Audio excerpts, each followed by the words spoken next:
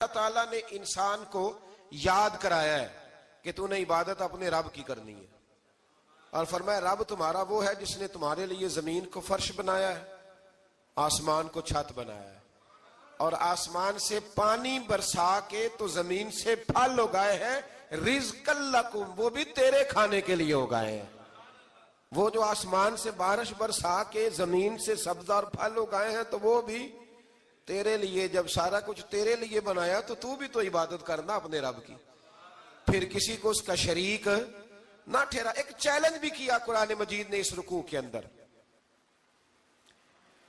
کہا کرتے تھے مکے کے لوگ کہ آپ قرآن مجید کی آیتیں نبی کریم علیہ السلام سے کہا کرتے تھے کہ معاذ اللہ آپ خود بناتے ہیں، بنا کے لاتے ہیں۔ تو اللہ کریم نے فرمایا وَإِن كُنتُمْ فِي رَيْبٍ مِّمَّا نَزَّلْنَا عَلَىٰ عَبْدِنَا فَأْتُوا بِسُورَةٍ مِّن مِّثْلِهِ، اگر تمہیں شک ہو نا اس میں جو ہم نے بندہ خاص پہ نازل کیا ہے تو تم بھی اس جیسی ایک صورت بنا کے لاؤ۔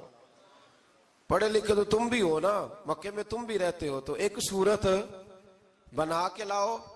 قرآن مجید ہم سے چھینا گیا ہے سازش کے تحت، اس لیے کہ جس قوم کو قرآن آ جاتا ہے نا پھر کوئی کافر اس کا مقابلہ نہیں کر سکتا۔ دیکھیں نا، اگر کافروں کے پاس جواب ہوتا قرآن پاک کا تو بدر اور احد میں نا کوئی آیت بنا کے لاتے قرآن کے مقابلے کی، تلواریں لے کے نہ آتے، ان کے پاس جواب ہی نہیں تھا۔ اور قیامت تک کسی کافر کے پاس قرآن مجید کا کوئی جواب، قرآن کا کوئی جواب، قسم اللہ کی جواب کوئی نہیں، قرآن کا اس کا کوئی جواب نہیں۔ کیا بات ہے قرآن پاک کی۔ وہ ایک دفعہ مسلمہ کذاب بے ایمان کہنے لگا میں نے بنا لیا ہے قرآن پاک کا جواب، معاذ اللہ۔ جواب کیا بنایا؟ وہ سورت ہے نا القاریۃ ملقاریہ وما ادراک ملقاریہ، کھڑکھڑانے والی کیا ہے، کھڑکھڑانے والی تمہیں کیا پتا کیا ہے کھڑکھڑی، قیامت کا ذکر ہے۔ کہنے لگا میں نے اس جیسی سورت بنا لیا، تو کیا بنایا؟ الفیل ملفیل وما ادراک ملفیل۔ کہنے لگا ہاتھی، تمہیں کیا پتا کیا ہاتھی، تم کیا جانو کیا ہاتھی۔ تو پاس جو اس کے اپنے بیٹھے تھے نا چیلے، وہ کہنے لگے چپ کر جا، سارے زمانے کو پتا ہے ہاتھی کیا ہوتا ہے۔ تو پاگل ہے، اس کے دو کان ہوتے ہیں، ایک سونڈ ہوتی ہے، چار اس کے پیر ہوتے ہیں۔ بیوقوف آدمی، قرآن کا مقابلہ کرنا ہے تو کچھ چج کے ساتھ کر، پاگلوں کی طرح مقابلہ کرے گا، جوتے کھائے گا بھی ہمیں بھی پڑھوائے گا۔ تو قرآن مجید کا کوئی مقابلہ کر سکا؟ تو اس آیہ مبارکہ میں اللہ نے کافروں کو یہ کہا اگر مقابلہ نہیں کر سکتے تو پھر اللہ سے ڈرو، ورنہ دوزخ میں ڈالے جاؤ گے، وہ جس کا ایندھن آدمی اور پتھر ہے، اور بنائی بھی کافروں کے لیے گئی ہے۔ اعدت للکافرین، جہنم کس کے لیے بنائی گئی ہے؟ کافروں اور منافقوں کے لیے۔ مسلمانوں کے لیے بنائی گئی، مسلمان مرضی سے چھلانگے لگائیں تو ان کی موج ہے، ورنہ ان کے لیے جہنم، ان کے لیے اللہ نے جنت بنائی ہے۔ اور یہ بات کرتے ہی رب کریم نے فرمایا اے محبوب علیہ السلام مومنوں کو خوشخبری دے دیں کہ اللہ نے ان کے لیے جنت بنائی ہے، اس میں باغات ہیں، انہیں رزق دیا جائے گا کھانے کے لیے، اور اس میں انہیں پاکیزہ بیویاں دی جائیں گی، اور پھر وہ اس میں ہمیشہ رہیں گے، انہیں اس سے نکالا نہیں جائے گا۔ آگے جو آیات کریمہ ہے نا اس کے اندر اللہ تبارک و تعالیٰ نے فرمایا ہے کہ اللہ حیا نہیں کرتا سمجھانے کے لیے، مچھر کی مثال بھی دینی پڑے۔ فرمایا قرآن سے کچھ لوگ ہدایت حاصل کرتے ہیں اور کچھ گمراہ ہو جاتے ہیں۔ جب لوگ اپنی مرضی کی تشریحات چاہتے ہیں تو گمراہ ہوتے ہیں، اور جب قرآن کو رسول اللہ صلی اللہ علیہ وسلم اور امت مسلمہ کی تشریحات کی روشنی میں سمجھتے ہیں تو پھر اللہ ہدایت عطا فرماتا ہے۔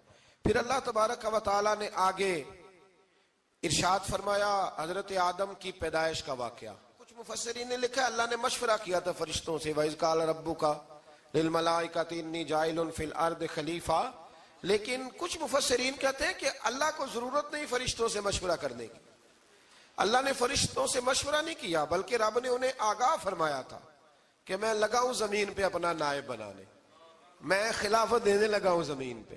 اب یہ تو دینے والی کی مرضی ہے نا اس نے کس کو دینی ہے، یہ تو دینے والے کی مرضی ہے نا اس نے۔ تو کچھ لوگ کہتے ہیں کہ دینے والے سے زیادہ ہمیں پتہ ہے، تو فرشتوں کو بھی یہ اجتہادی خطا ہو گئی، کہنے لگے یا اللہ اسے نہ بنانا، یہ فساد کرے گا، یہ خون ریزیاں کرے گا۔ تو اللہ نے فرمایا جو میں جانتا ہوں وہ تم، اللہ اکبر۔ امام راضی فرماتے ہیں جب رمضان آتا ہے تو اللہ فرشتوں سے کہتا ہے ذرا یہ کھول کے دروازے دیکھو نا یہ زمین پہ کیا کر رہے ہیں، تم تو کہتے تھے فساد کریں گے اور یہ سارے تراویاں پڑھ رہے ہیں. تم تو گویا کہتے تھے فساد کریں گے اور یہ تو دیکھو گویا رمضان کے روزے رکھ رہے ہیں. یہ تو میری یاد میں نکلے ہوئے ہیں. تم کچھ کہتے تھے اور دیکھو میں نے تمہیں کہا تھا نا جو میں جانتا ہوں وہ تم. اللہ نے پھر حضرت آدم علیہ السلام کو تمام زمانے کے علوم عطا کیے, علم سکھا لیا. تو فرشتوں سے کہا تم بھی ان چیزوں کے نام بتاؤ, تو وہ بتا سکے نہیں. اللہ نے فرمایا اب اس طرح کرو, آدم کو سجدہ کرو.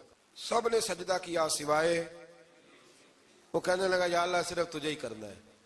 کرنا بھی صرف اللہ کو چاہیے, پر رب کے آگے بھی جھکنا چاہیے, اور جس کے سامنے رب جھکائے نا وہاں بھی. اور یہ جو عاجزی ہے نا, یہ جو جھکنا ہے, یہ علم کے آگے ہے. ہماری مصیبت یہ ہے کہ ہم علم کے آگے بھی گردن جھکانے کو تیار نہیں ہوتے, وہاں بھی ہم خود عالم فاضل بن جاتے ہیں. تو فرمایا کہ سب سے کہا سجدہ کرو, سب نے سجدہ کیا سوائے ابلیس کے. تو پھر ہوا کیا, وکان من الکافرین, وہ کافروں میں سے ہو گیا. پھر اللہ نے حضرت آدم کو اور جناب حوا کو نا مقام دے دیا جنت میں رہنے کے لیے, اور کہا سارا کچھ کھانا, درخت کے قریب نہ جانا. ابھی آپ کسی سے کہہ دیں تھوڑا سا کہ پیچھے نہ دیکھنا, یعنی اگر میری سمجھ لیں ادب کی وجہ سے کوئی 1.5-2 منٹ یا 6 منٹ نہیں بھی نہ دیکھے گا تو سوچے گا ضرور کہ پتہ نہیں اب پیچھے کیا ہے, مصیبت کیا ہے. یعنی آپ کہہ کے دیکھ لیں کسی کو, پیچھے نہ دیکھنا. فطرت ہے نا انسان کی, وہ جستجو کرتا ہے. کہا اس درخت کے پاس نہ جانا. تو حضرت حوا سلام اللہ علیہ کہتے ہیں دل میں خیال رہتا تھا کہ آخر ہے کیا درخت کے پاس. یہی انسان کا عقیدہ توحید ہے کہ جہاں سے رب منع کر دے وہاں وہ منع ہو جائے. اور یہ ان کی خطا نہیں تھی, یہ اللہ کی حکمت تھی, چونکہ رب نے تو پہلے کہہ دیا تھا بنایا ہی زمین کے لیے, تو یہ تو سارا کچھ ہونا تھا تو زمین پہ آنا تھا نا. تو حضرت حوا اور جناب آدم کے پاس شیطان آیا, اب اس کو نکال تو دیا تھا پر ابھی اس کا جنت میں آنا جانا بند نہیں ہوا تھا, یہ بھی اللہ کی حکمت تھی. تو وہ کہنے لگا تمہیں پتہ ہے بعد میں مر جاؤ گے. تو حضرت حوا کہنے لگی کیا موت بھی آئے گی؟ کہاں, اس کی تکلیف بھی بڑی ہوگی, تو پھر بچیں گے کیسے؟ تو کہنے لگے پھل کھا لو اس درخت کا. تو بچنے کے لیے پھل کھایا تھا. جس طرح لوگ آج بہت سارے کام بچنے کے لیے کرتے ہیں پر بچ سکتے, بچنے کے لیے پھل کھایا. تو اللہ نے فرمایا زمین پہ چلے جاؤ. تو حضرت آدم زمین پہ آئے, پھر کئی 100 سال روتے رہے. فَتَلَقَّى آدَمُ مِن رَبِّهِ کَلِمَاتٍ, تو پھر اللہ نے خود ہی جناب آدم کو کچھ کلمے سکھائے. علامہ اسماعیل لکی فرماتے ہیں وہ کلمے یہ تھے کہ حضرت آدم نے میرے نبی کا وسیلہ پیش کیا, اللہ کریم نے جناب آدم کی دعا کو مقبول فرما لیا.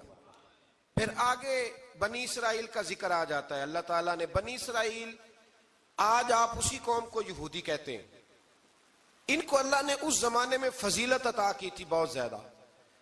تو عرب کے اندر جب نبی پاک علیہ السلام نے اعلان نبوت کیا تو کچھ لوگوں نے یہ کہہ دیا کہ اگر یہ یہودی کلمہ پڑھ لیں گے تو ہم بھی پڑھ لیں گے. تو پھر اللہ نے انہیں یاد کرایا کہ تم اصل میں کیا ہو, تمہیں کلمہ پڑھنا چاہیے. تو اہل یہود کا تذکرہ کرتے کرتے رب کریم نے ایک بات یہ بھی ارشاد فرمائی کہ تم لوگوں کو تو کہتے رہے ہو کہ وہ نبی آنے والے ہیں, وہ نبی آنے والے ہیں, اور جب آ گئے ہیں تو ماننے کو تیار نہیں ہو. تو فرمایا تأمرون الناس بالبر وتنسون انفسکم وانتم تتلون الکتاب, لوگوں کو بھلائی کا حکم دیتے ہو اور اپنے آپ کو بھول جاتے ہو. افلا تعقلون, تمہیں عقل نہیں؟ پھر اللہ نے انہیں یہ بھی یاد کرایا کہ یاد کرو وہ زمانہ کہ جب فرعون نے خواب دیکھ لیا تھا کہ کوئی بچہ اس کی سلطنت کو تباہ کرے گا, تو پھر اس نے تمہارے بچوں کو ذبح کرانا شروع کیا اور تمہاری بیٹیوں کو چھوڑتا تھا. فرمایا یہ بھی تو تم نے دیکھا, میں نے تمہیں پھر تم سے کہا جہاد کرو قوم عمالقہ کے خلاف, تو مقام طیہ میں جا کے یہ لوگ کہنے لگے ہم سے جہاد نہیں ہوتا. اللہ نے انہیں ایک میدان میں قید کر دیا. بڑی دلچسپ بات, قید تو لوگ ہوتے ہیں نا چار دیواری میں, تو اللہ نے بنی اسرائیل والوں کو جب انہوں نے کہا ہم جہاد نہیں کریں گے تو اللہ نے میدان میں قید کر دیا. میدان میں, یہ یاد رکھیں, جب انسان اللہ کی نافرمانی کرتا ہے تو اسے ایسی قید ملتی ہے جس کا اس نے تصور بھی نہیں کیا ہوتا. ایک میدان ہے مقام طیہ, قید ہو گئے, سارا دن سفر کرتے تھے, سارا دن, تو رات کو تھک کے سوتے تھے, صبح اٹھتے تھے نا جب تو وہیں ہوتے تھے جہاں کل صبح چلے تھے. تو رب جب کسی کو قیدی بناتا ہے تو اسے زنجیروں کی سلاخوں کی ضرورت, دعا فرمائے اللہ تبارک و تعالی غموں سے نجات عطا فرمائے. یہ دعا فرمائے، ایسی قید دیتا ہے کہ جس سے پھر چھٹکارا ہو سکتا۔ تو بنی اسرائیل کا بہت زیادہ تذکرہ اس پارے میں اللہ تبارک و تعالیٰ نے پھر بیان کیا، اور پھر کہا کہ انہیں جو حکم دیا جاتا تھا یہ اس کی سرتابی کرتے تھے، پھر اللہ نے ان پر ذلت نازل کر دی اور یہ ہمیشہ اس کا شکار رہے۔ قوم سبت کا ذکر فرمایا اللہ نے، ہفتے والے دن کچھ لوگ نافرمانی کرتے تھے۔ ہمارے بھی ہیلے بہانے ہیں نا آج کل کاروبار میں، تو اسی سپارے کی آیت نمبر 65 کے اندر اللہ تعالیٰ نے حضرت داؤد کی قوم کا ذکر کیا کہ اللہ نے انہیں حکم دیا تھا کہ ہفتے والے دن مچھلیاں نہیں پکڑنی، تو وہ کہتے تھے چلو ہاتھ لگا کے نہیں پکڑنی، ہاتھ لگا کے۔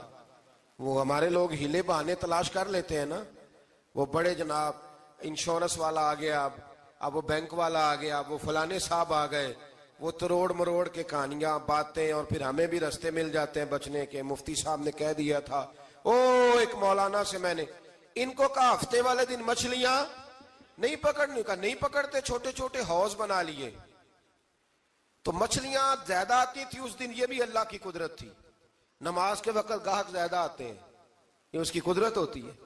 تو وہ مچھلیاں حوض میں جمع ہو جاتی ہیں، یوں سمجھ لیں کہ جال انہوں نے لگا لیے ہوئے تھے، تو جال میں وہ پھنستی رہتی تھی، حوضوں میں آتی رہتی تھی۔ ہفتے کو نہیں پکڑتے تھے، اتوار کو پکڑ لیتے تھے، تو پھر اللہ نے انہیں سزا دی۔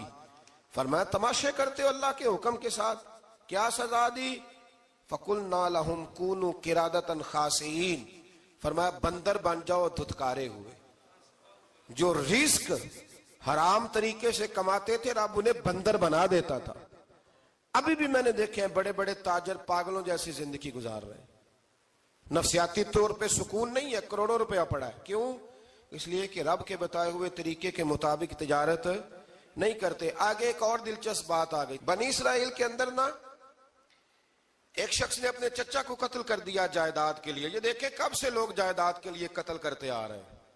چچا کو قتل کر دیا، اور قتل کر کے حضرت موسیٰ علیہ السلام کے پاس آئے کہ میرے چچا کو کسی نے قتل کر دیا ہے، تو بتائیں کیا کرنا ہے؟ تو آپ نے فرمایا کہ گائے ذبح کرو، اور اس کا ایک ٹکڑا مقتول کو مارو، مرنے والے کو، وہ خود اٹھ کے بتا دے گا مجھے کس نے قتل کیا ہے۔ اب ارادہ نہیں تھا گائے ذبح کرنے کا، تو بہانے کرنے لگے۔ ارادہ نہیں نہ ہوتا تو پھر کیا ہوتے ہیں؟ کہنے لگے گائے کس طرح کی ہو، بوڑھی ہو کہ بچی ہو، رنگ کیسا ہو، جوان ہو کہ چھوٹی ہو، حال میں ایک دفعہ چلنا سیکھ گئی ہو یا ابھی نہ سیکھی ہو۔ تو بتاتے گئے تو رب بھی شرطیں بیان کرتا گیا، گہرے زرد رنگ کی ہو، حال کے اندر اسے نہ چلایا گیا ہو، پانی نہ نکالا گیا ہو، نہ بچی ہو نہ جوان ہو، اس کے درمیان ہو۔ یہ ساری شرطیں کہاں پائی جاتی تھیں؟ حضرت موسیٰ علیہ السلام کی قوم کا ایک شخص تھا جو اللہ کا ولی تھا۔ وہ جب انتقال کرنے لگا نا، اللہ اکبر، دیکھو رب ولیوں کی اولادوں پر بھی کتنا فضل فرماتا ہے۔ وہ جب انتقال کرنے لگا تو ایک اس کے پاس چھوٹی سی بچیا تھی، گائے کی بچی، اس نے جنگل میں چھوڑ دی۔ کہنے لگا یا اللہ میں تیرے نام پہ چھوڑتا ہوں، میرا بچہ جوان ہو جائے تو اسے دے دینا، اور تو سرمایہ ہی کوئی نہیں۔ بچہ بڑا ہوا تو بچہ بھی بڑا نیک تھا، اپنی ماں کا بڑا فرما بردار تھا۔ اس کی ماں نے کہا بیٹا تیرے باپ نے ایک گائے چھوڑی تھی۔ تو بچہ جنگل میں گیا اور جا کے کہنے لگا اے اللہ میری گائے مجھ سے ملا دے۔ تو رب کریم نے وہ گائے واپس کر دی، وہ گائے گھر لے آیا۔ اب وہ کہنے لگا اماں بیچ دوں، تو اماں کہنے لگی بیٹا میرے پوچھے بغیر نہ بیچنا۔ کئی دفعہ گاہک لگے پر اس نے کہا جب تک میری اماں نہ کہے گی میں بیچوں گا۔ ادھر بنی اسرائیل والے شرطیں جتنی گائے کے بارے میں پوچھ چکے تھے وہ ساری اسی گائے میں پائی جاتی تھی۔ تو یہ ڈھونڈتے ڈھونڈتے وہاں پہنچ گئے، تو کہنے لگے گائے چاہیے۔ تو اس نے کہا بھی تمہاری مرضی سے نہیں، قیمت میری مرضی کی۔ ایک مفسر نے تو یہاں تک لکھا ہے کہ اس نے کہا گائے ذبح کر کے نا، تو جتنا گائے کے اندر گوشت ہوگا نا اتنا ہی کھال کے اندر تو مجھے مال بھر کے دو گے، اتنے سکے بھر کے دو گے، اتنی اشرفیاں بھر کے دو گے تو پھر تمہیں گائے دوں گا۔ تو پھر یہ گائے انہیں ملی اور یہ گائے لے کر کے آئے۔ زیادہ سوالات نہ کرتے تو زیادہ الجھتے نہ۔ ہم بھی دین کے معاملے میں بڑے سوال جواب کرتے ہیں، اتنا سوال کریں جتنی اس کی ضرورت ہے۔ ان لوگوں نے سوالات زیادہ کیے تو پھر الجھ زیادہ گئے۔ تو میرے بھائی اس کا ذکر بھی اللہ تبارک و تعالیٰ نے پہلے پارے کے اندر بیان فرمایا۔ پھر اللہ کریم نے فرمایا کہ کچھ ایسے لوگ بھی ہیں یہودیوں میں سے جن کا دعویٰ ہو گیا ہے کہ ہم اللہ کے بڑے پیارے ہیں، فرمایا یہ صرف ان کے منہ کی باتیں، یہ تو قیامت میں پتہ چلے گا نا کہ اللہ کا پیار کس کے ساتھ زیادہ ہے۔ اور پھر یہ بھی یہودیوں نے دعویٰ کیا ہے، اسی پارے میں اللہ فرماتے ہیں کہ ان کا دعویٰ ہے کہ ہم اللہ کے بڑے پیارے ہیں، جنت میں ہم ہی جائیں گے، تو اللہ فرماتا ہے پھر مرنے کی دعا تو کرو، جنت میں تو مر کے جانا ہے نا۔ لیکن رب فرماتے ہیں یہ کبھی مرنے کی دعا نہیں کریں گے، اس لیے کہ انہیں پتہ ہے کہ ہم نے آخرت کے لیے کیا بھیجا۔ لیکن جی پہلا حکم آ گیا یا ایھا الذین آمنوا کہہ کے، پہلی آیت قرآن پاک کی پہلے سپارے میں پہلی آیت جس میں اللہ نے کہا یا ایھا الذین آمنوا، تو پہلا حکم آمنوا کہہ کے آیت نمبر 104 میں جو اللہ نے حکم دیا ہے نا، وہ نبی پاک کی تعظیم کا حکم ہے۔ پہلا حکم ہی اللہ نے حضور کی عزت اور ناموس کا ارشاد فرمایا۔ پہلا اس ترتیب کے لحاظ سے وہ ہوا یہ کہ جب نبی پاک کو بات ارشاد کرتے تو صحابہ کرام اٹھ کے عرض کرتے رائینا یا رسول اللہ، حضور سمجھ نہیں آئی ذرا رعایت کر دیں۔ تو یہودیوں کی عبرانی زبان کے اندر نہ ذرا کھینچ کے پڑھتے تھے رائینا، تو اس کا معنی بنتا تھا معاذ اللہ اے ہمارے چرواہے، بکریاں چرانے والے کو بھی وہ رائینا کہتے تھے۔ تو جب صحابہ یہ کہنے لگے تو اللہ نے منع ہی کر دیا، فرمایا میرے محبوب کے غلاموں، اس لفظ کے پیچھے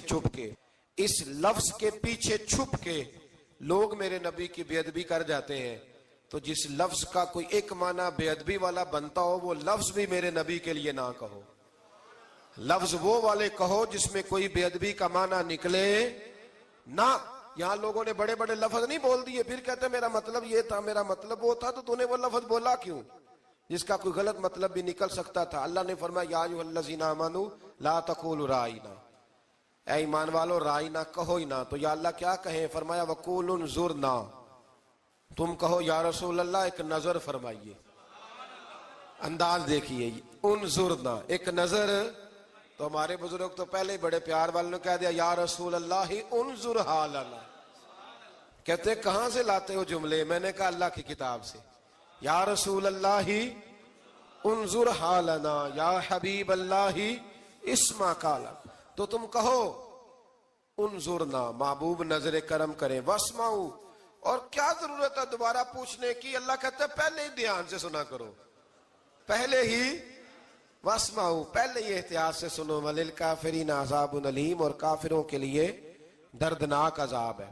لے جی اسی پارے میں اللہ تبارک و تعالیٰ نے پھر اہل یہود کا ذکر کیا، تو یہود کہنے لگے کہ ہم حضرت ابراہیم کے ماننے والے ہیں، تو اللہ کریم نے وہ بھی ذکر کیا کہ میں نے تو ابراہیم کو آزمایا ہے، وَإِذِ ابْتَلَىٰ إِبْرَاهِيمَ رَبُّهُ بِكَلِمَاتٍ فَأَتَمَّهُنَّ، ہم نے ابراہیم کو کچھ چیزوں سے آزمایا ہے، وہ ہماری آزمائش پہ پورے اترے۔ قَالَ إِنِّي جَاعِلُكَ لِلنَّاسِ إِمَامًا، تو پھر ہم نے انہیں کہا کہ ہم آپ کو پوری دنیا کا امام بنائیں گے۔ وہ آزمائش کیا تھی؟ آگ میں جانا بھی آزمائش، بیٹے کا نہ ہونا بھی آزمائش، بیٹا ہوا تو پھر اسے وادی غیر ذی زرع میں چھوڑ کے آنا بھی آزمائش، بڑا ہوا تو پھر ذبح کرنا بھی آزمائش۔ فرمایا جہاں جہاں آزمایا ہے نا، ابراہیم ہماری آزمائش میں پورے اترے۔ فرمایا تو مفت میں حضرت ابراہیم کی اولاد بنتے ہو اور ان کا نام لیتے اور ان کے ساتھ اپنا تعلق بناتے ہو، دیکھو تو صحیح وہ کتنی آزمائشوں سے گزرے۔ تو اس کا بھی اللہ نے اسی میں ذکر فرمایا۔ اور پھر وہ بات کرتے تھے حضرت یعقوب کی اور حضرت اسحاق کی، تو فرمایا وہ تو ہمارے اتنے خاص بندے تھے کہ وصال کے وقت بھی انہوں نے اپنی اولادوں کو نصیحت فرمائی تھی کہ اللہ کی توحید پہ قائم رہنا، اس کا ذکر بھی اللہ نے اسی پارے میں بیان فرمایا۔ اور جو حضرت ابراہیم اور جناب اسماعیل نے کعبہ تعمیر کیا تو اس کا ذکر بھی اللہ تعالیٰ نے اسی پارے میں فرمایا۔ فرمایا جب وہ کعبہ بنا رہے تھے تو کہہ رہے تھے ربنا تقبل منا، کہہ رہے تھے اے اللہ بنا ہم نے دیا ہے پر مہربانی فرما ہم سے قبول فرما لے۔ تو جو آیہ کریمہ آخر میں عرض کرنا چاہتا ہوں اس پر بھی تھوڑی توجہ فرمائیں گے تو بات بڑی نکھر کے باہر آئے گی۔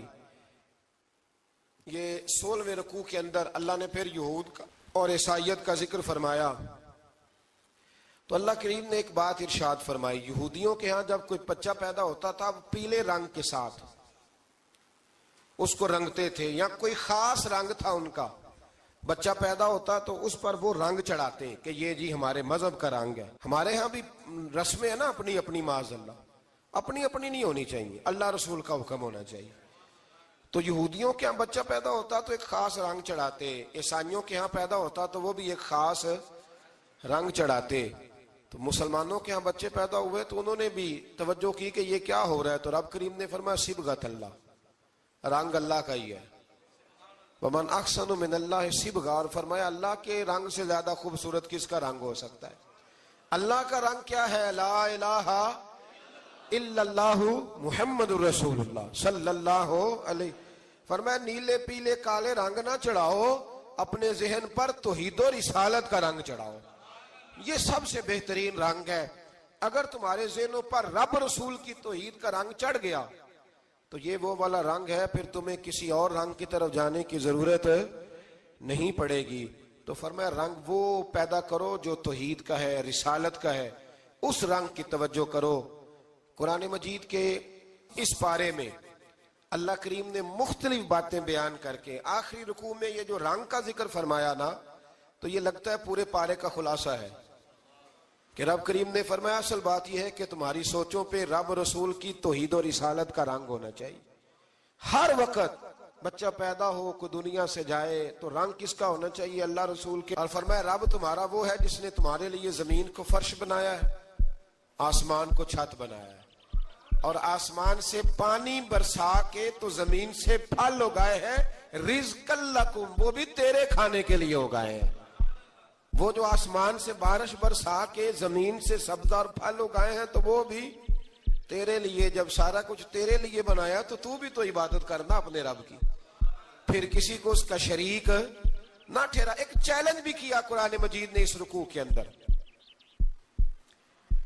کہا کرتے تھے مکے کے لوگ کہ آپ قرآن مجید کی آیتیں نبی کریم علیہ السلام سے کہا کرتے تھے کہ معاذ اللہ آپ خود بناتے ہیں، بنا کے لاتے ہیں. تو اللہ کریم نے فرمایا وَإِن كُنتُمْ فِي رَيْبٍ مِّمَّا نَزَّلْنَا عَلَىٰ عَبْدِنَا فَأْتُوا بِسُورَةٍ مِّن مِّثْلِهِ، اگر تمہیں شک ہو نا اس میں جو ہم نے بندہ خاص پہ نازل کیا ہے تو تم بھی اس جیسی ایک صورت بنا کے لاؤ.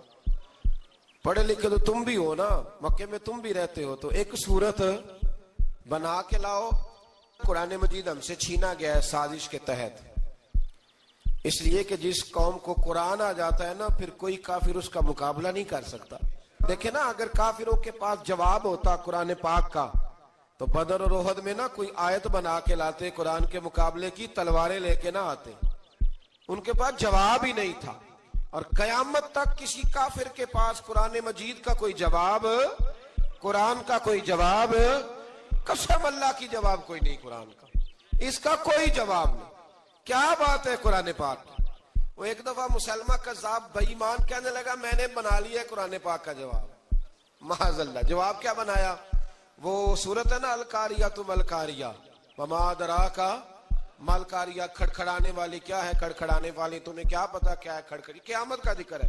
کہنے لگا میں نے اس جیسی صورت بنا لیا. تو کیا بنایا؟ الفیل ملفیل وما ادراک ما الفیل. کہنے لگا ہاتھی، تمہیں کیا پتا کیا ہاتھی، تم کیا جانو کیا ہاتھی. تو پاس جو اس کے اپنے بیٹھے تھے نا چیلے، کہنے لگے چپ کر جا، سارے زمانے کو پتا ہے ہاتھی کیا ہوتا ہے. تو پاگل ہے، اس کے دو کان ہوتے ہیں، ایک سونڈ ہوتی ہے، چار اس کے پیر ہوتے ہیں. بیوقوف آدمی قرآن کا مقابلہ کرنا ہے تو کچھ چج کے ساتھ کر، پاگلوں کی طرح مقابلہ کرے گا، جوتے کھائے گا بھی، ہمیں بھی پڑھوائے گا. تو قرآن مجید کا کوئی مقابلہ کر سکا؟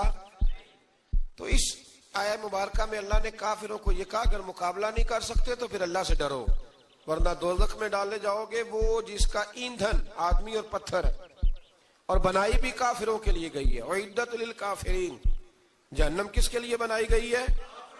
کافروں اور منافقوں کے لیے. مسلمانوں کے لیے بنائی گئی. مسلمان مرضی سے چھلانگے لگائیں تو ان کی موج ہے، ورنہ ان کے لیے جہنم، ان کے لیے اللہ نے جنت بنائی ہے. اور یہ بات کرتے ہی رب کریم نے فرمایا اے محبوب علیہ الصلوۃ والسلام مومنوں کو خوشخبری دے دیں کہ اللہ نے ان کے لیے جنت بنائی ہے، اس میں باغات ہیں، انہیں رزق دیا جائے گا کھانے کے لیے، اور اس میں انہیں پاکیزہ بیویاں دی جائیں گی، اور پھر وہ اس میں ہمیشہ رہیں گے، انہیں اس سے نکالا نہیں جائے گا. آگے جو آیات کریمہ ہے نا اس کے اندر اللہ تبارک و تعالیٰ نے فرمایا ہے کہ اللہ حیا نہیں کرتا سمجھانے کے لیے مچھر کی مثال بھی دینی پڑے. فرمایا قرآن سے کچھ لوگ ہدایت حاصل کرتے ہیں اور کچھ گمراہ ہو جاتے ہیں. جب لوگ اپنی مرضی کی تشریحات چاہتے ہیں تو گمراہ ہوتے ہیں، اور جب قرآن کو رسول اللہ صلی اللہ علیہ وسلم اور امت مسلمہ کی تشریحات کی روشنی میں سمجھتے ہیں تو پھر اللہ ہدایت عطا فرماتا ہے۔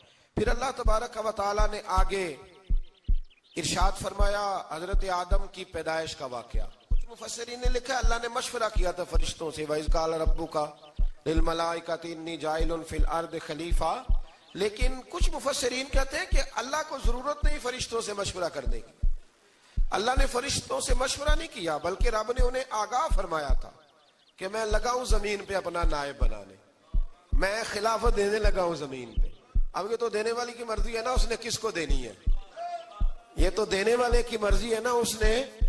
تو کچھ لوگ کہتے ہیں کہ دینے والے سے زیادہ ہمیں پتہ ہے، تو فرشتوں کو بھی یہ اجتہادی خطا ہو گئی، کہنے لگے یا اللہ اسے نہ بنانا، یہ فساد کرے گا، یہ خون ریزیاں کرے گا۔ تو اللہ نے فرمایا جو میں جانتا ہوں وہ تم، اللہ اکبر۔ امام راضی فرماتے جب رمضان آتا ہے تو اللہ فرشتوں سے کہتا ہے ذرا یہ کھول کے دروازے دیکھو نا یہ زمین پہ کیا کر رہے ہیں، تم تو کہتے تھے فساد کریں گے اور یہ سارے تراویحیں پڑھ رہے ہیں، تم تو گویا کہتے تھے فساد کریں گے اور یہ تو دیکھو گویا رمضان کے روزے رکھ رہے ہیں، یہ تو میری یاد میں نکلے ہوئے ہیں، تم کچھ کہتے تھے اور دیکھو میں نے تمہیں کہا تھا نا جو میں جانتا ہوں وہ تم۔ اللہ نے پھر حضرت آدم علیہ السلام کو تمام زمانے کے علوم عطا کیے، علم سکھا لیا، تو فرشتوں سے کہا تم بھی ان چیزوں کے نام بتاؤ، تو وہ بتا سکے نہیں۔ اللہ نے فرمایا اب اس طرح کرو آدم کو سجدہ کرو، سب نے سجدہ کیا سوائے، وہ کہنے لگا یا اللہ صرف تجھے ہی کرنا ہے، کرنا بھی صرف اللہ کو چاہیے پر رب کے آگے بھی جھکنا چاہیے، اور جس کے سامنے رب جھکائے نا وہاں بھی، اور یہ جو عاجزی ہے نا یہ جو جھکنا ہے یہ علم کے آگے ہے۔ ہماری مصیبت یہ ہے کہ ہم علم کے آگے بھی گردن جھکانے کو تیار نہیں ہوتے، وہاں بھی ہم خود عالم فاضل بن جاتے۔ تو فرمایا کہ سب سے کہا سجدہ کرو، سب نے سجدہ کیا سوائے ابلیس کے، تو پھر ہوا کیا وکان من الکافرین، وہ کافروں میں سے ہو گیا۔ پھر اللہ نے حضرت آدم کو اور جناب حوا کو نا مقام دے دیا جنت میں رہنے کے لیے، اور کہا سارا کچھ کھانا، درخت کے قریب نہ جانا،